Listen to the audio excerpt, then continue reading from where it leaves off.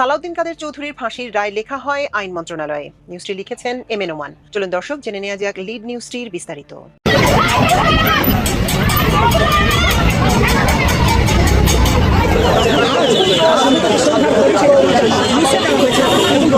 সালাউদ্দিন কাদের চৌধুরীর ফাঁসির রায় লেখা হয় আইন মন্ত্রণালয়ে। নিউজটি লিখেছেন এমএন ওমান। চলুন দর্শক জেনে নেওয়া যাক লিড নিউজটির বিস্তারিত।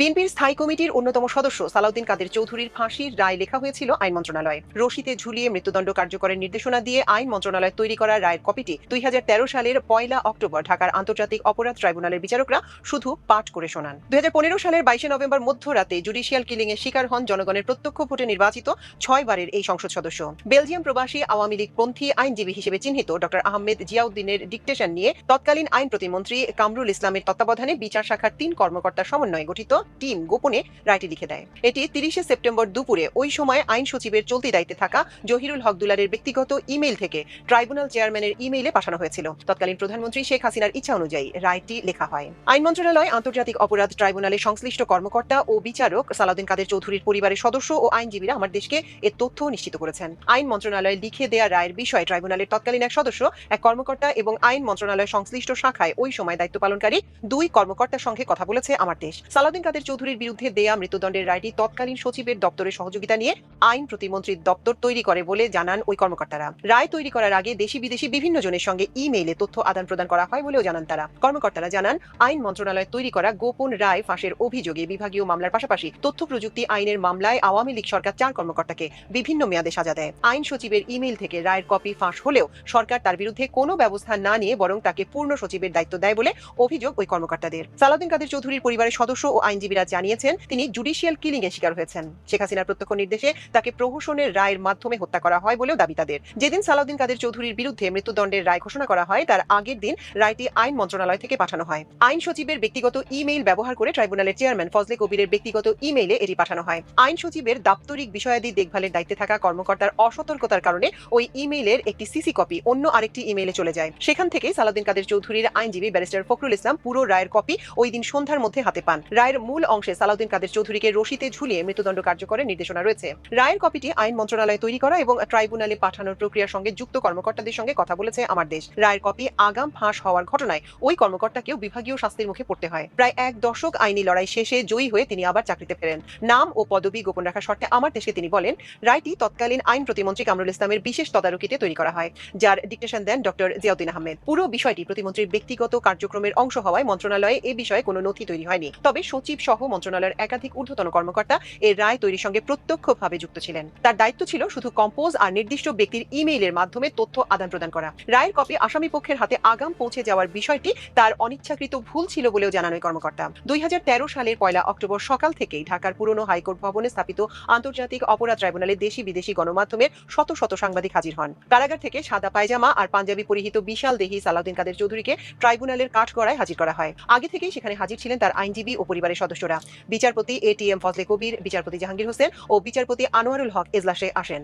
রায় ঘোষণার আগে ট্রাইব্যুনালের চেয়ারম্যান সূচনা বক্তব্য শুরু করলে সালাউদ্দিন কাদের চৌধুরীর আইনজীবী ব্যারিস্টার ফখরুল ইসলাম শুরুতে 1 মিনিট সময় নেন। আদালত সময় মঞ্জুর করলে তিনি সবাইকে অবাক করে দিয়ে বলেন, মাননীয় আদালত, আপনি এখন যে রায়টি পড়বেন তাতে আসামির বিরুদ্ধে ফাঁসির দণ্ডের কথা বলা হয়েছে। এই রায় আপনারা লেখেননি, এটি আইন মন্ত্রণালয়ে লেখা হয়েছে। আপনারা গতকাল দুপুরে ইমেইল যোগে এই রায়ের কপি পেয়েছেন, আমরাও পেয়েছি। ট্রাইব্যুনালের প্রতি রায়ের কপি উঁচু করে তুলে ধরে তিনি বলেন, এই রায়ের কপির সঙ্গে আপনাদের কপি মিলিয়ে নিন, হুবহু মিল পাবেন। ব্যারিস্টার ফখরুলের এমন বক্তব্যের পর গোটা ট্রাইব্যুনালে পিন পতন নীরবতা নেমে আসে। উপস্থিত দেশি বিদেশি সাংবাদিকদের মধ্যে এটি নিয়ে ব্যাপক হইচই পড়ে যায়। আদালত তাৎক্ষণিক আদেশের মাধ্যমে সবাইকে চুপ করিয়ে দিয়ে রায় পড়তে শুরু করেন। সালাউদ্দিন কাদের চৌধুরীর আইনজীবী তুলে ধরা রায়ের কপির সঙ্গে আদালতে পাঠ করা রায়ের হুবহু মিল পাওয়া যায়। আইন মন্ত্রণালয়ে লিখে দেওয়ার রায় বিচারপতিরা শুধুমাত্র পাঠ করেছেন এমন কথা স্বীকার করেছেন ওই সময় ট্রাইব্যুনালের বেঞ্চে অফিসারের দায়িত্বে থাকা এক কর্মকর্তাও। আমার দেশকে তিনি বলেন, এই ট্রাইব্যুনাল বেশ কিছু গুরুত্বপূর্ণ মামলার রায় দিয়েছে। এই মামলার রায়ের ডিকটেশন আমরা নেইনি। ট্রাইব্যুনাল চেয়ারম্যান রায় ঘোষণার আগের দিন আমাদের এটি নথিভুক্ত করতে বলেন। রায় প্রসঙ্গে আমার দেশ কথা বলে বিচারপতি মোহাম্মদ জাহাঙ্গীর হোসেনের সঙ্গে, যিনি ওই সময় 3 সদস্যের ট্রাইব্যুনালের দ্বিতীয় বিচারকের দায়িত্ব পালন করেন। মামলা ও রায়ের বিষয়ে 3টি প্রশ্ন ছিল তার কাছে। জবাবে তিনি বলেন, আমি এখন শারীরিকভাবে ভীষণ অসুস্থ, এ বিষয়ে কোনো মন্তব্য করতে চাই না। সরকারি নথিতে রায়ের তথ্য ফাঁস।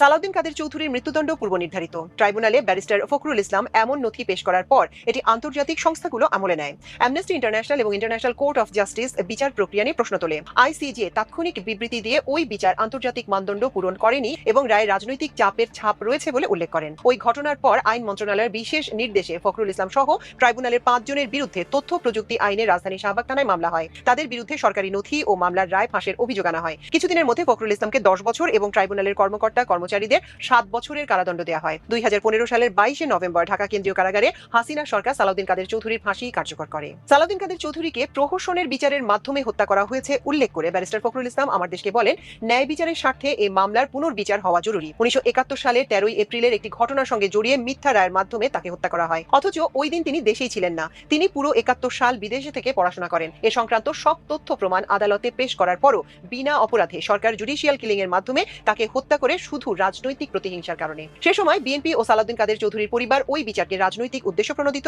এবং পরিকল্পিত হত্যাকাণ্ড বলে অভিহিত করে বিবৃতি দেয়।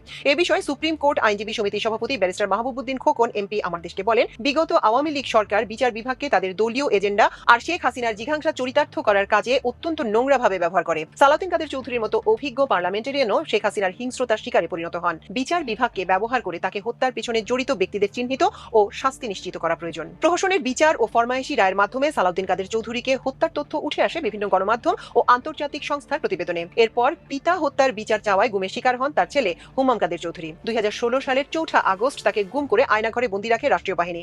সম্প্রতি একটি গুমের মামলায় আন্তর্জাতিক অপরাধ ট্রাইব্যুনালে দেয়া জবানবন্দিতে হুম্মাম কাদের লোমহর্ষক ওই ঘটনার বর্ণনা দেন। জবানবন্দিতে হুম্মাম বলেন, পিতা হত্যার বিচার চাওয়ায় এবং বিএনপির রাজনীতি করার কারণে তাকে গুম করা হয়। ওই সময় তিনি বারবার নির্যাতনের শিকার হন। জবানবন্দিতে হুম্মাম বলেন, গুম থাকা অবস্থায় তিনি দিন রাতের পার্থক্য বুঝতে পারতেন না। দিন গুনতেন খাবার দেখে। খাবারের জন্য রুটি আনলে বুঝতে পারতেন নতুন দিন শুরু হয়েছে।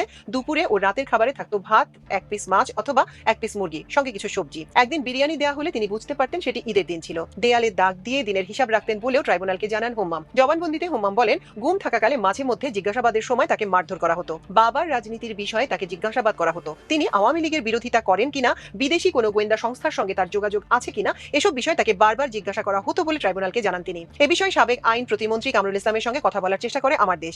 মানবতা বিরোধী অপরাধ সহ বিভিন্ন মামলায় বর্তমানে তিনি কারাবন্দী। ফলে আনুষ্ঠানিকভাবে তার বক্তব্য নেওয়া সম্ভব হয়নি।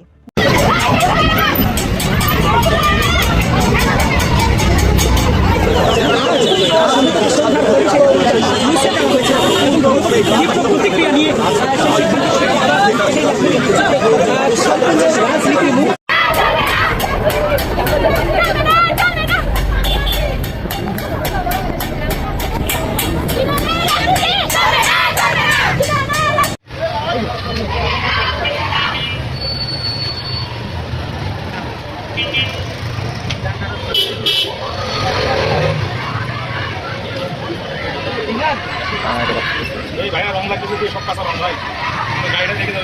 ও এটাতে একটা তালা আছে।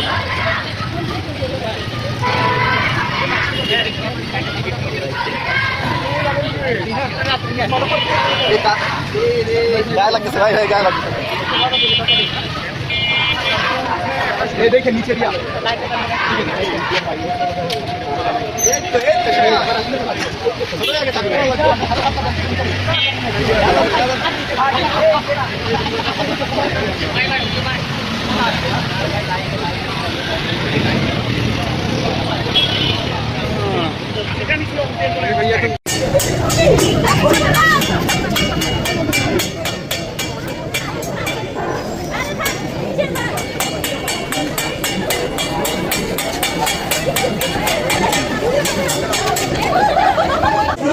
আগের যে লেখাটি ছিল যে ছাত্র রাজনীতি চলবে না এমন একটি লেখাটি কিন্তু আবারও লিখতে যাচ্ছে এবং সেটি সরাসরি দেখার চেষ্টা করছে।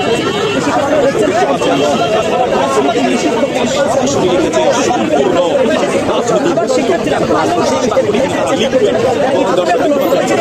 এই জায়গায় কিন্তু এই লেখাটা রাজনীতি মুক্ত সেই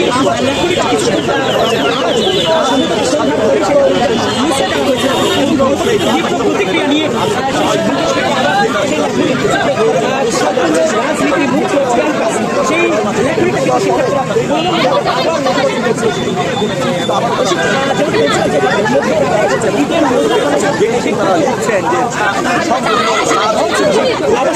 কিন্তু শিক্ষার্থীরা নেমে এসেছে। এবং